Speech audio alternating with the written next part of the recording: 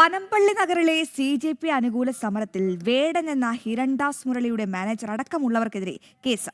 പൊതുവഴി തടഞ്ഞതിനാണ് Ernakulam town police കേസെടുത്തത്.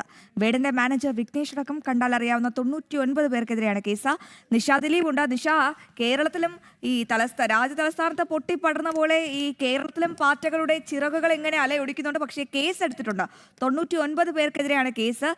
വേടൻ എന്ന പ്രിവിലേജ് ഉപയോഗിച്ചുകൊണ്ട് മാനേജർ അടക്കം ഇത്തരത്തിൽ വഴി തടഞ്ഞുകൊണ്ടാണോ ഇത്തരത്തിൽ പ്രതിഷേധിക്കുന്നത്? എന്താണ് ഈ കേസിന്റെ വിശദാംശങ്ങൾ? ആർക്കൊക്കെയാണ് ഇതിൽ മറ്റ് വിവരങ്ങൾ പങ്കുവയ്ക്കാം രേഷ്മ, നിഷ.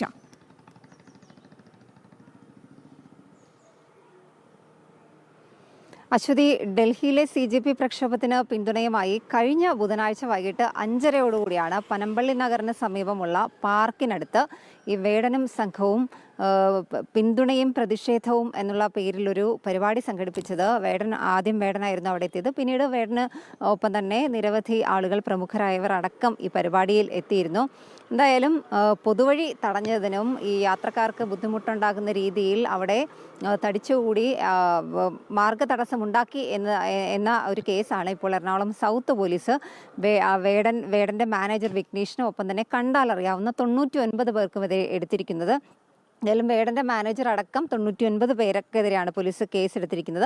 മുൻകൂർ അനുമതിയില്ലാതെ നിയമപ്രകാരമുള്ള നോട്ടീസ് കൈപ്പറ്റിയ ശേഷം ഈ നോട്ടീസ് അവഗണിച്ചുകൊണ്ട് ഇത്തരത്തിൽ മാർഗതടസ്സം സൃഷ്ടിച്ചുവെന്നാണ് ഈ വേടന്റെ മാനേജർ വിഘ്നേഷിനും ഒപ്പം തന്നെ കണ്ടാലറിയാവുന്ന 99 പേർക്കുമെതിരെ സൗത്ത് പോലീസ് കേസെടുത്തിരിക്കുന്നത്. റാപ്പർ വേടൻ ഈ പരിപാടിയിൽ 5:30 എത്തി. പിന്നീട് 7 വരെ ഈ പരിപാടി തുടർന്നു. ആ സമയത്ത് വലിയ രീതിയിലുള്ള കുറേ അധികം ആളുകൾ ഒന്നിച്ചവിടെ കൂടി യാത്രക്കാരെ ബുദ്ധിമുട്ടുണ്ടാകുന്ന രീതിയിൽ വഴി തടസ്സപ്പെടുത്തിക്കൊണ്ട് പരിപാടി നടത്തിയെന്നാണ് സൗത്ത് പോലീസ് രജിസ്റ്റർ ചെയ്തിരിക്കുന്ന FIR-ൽ പറയുന്നത്. അശ്വതി, ശരി നിഷ, വിവരങ്ങൾ വ്യക്തമാണ്. എന്തായാലും പൊതുവഴി തടഞ്ഞുകൊണ്ടൊക്കെ ഈ പാറ്റകൾ പറക്കാൻ തുടങ്ങിയിരിക്കുന്ന ഏറ്റവും പ്രധാനപ്പെട്ട വിവരമാണ്. പക്ഷേ ഇവിടെയും ചിറകരിയാൻ ഒരു പദ്ധതിയുണ്ട്.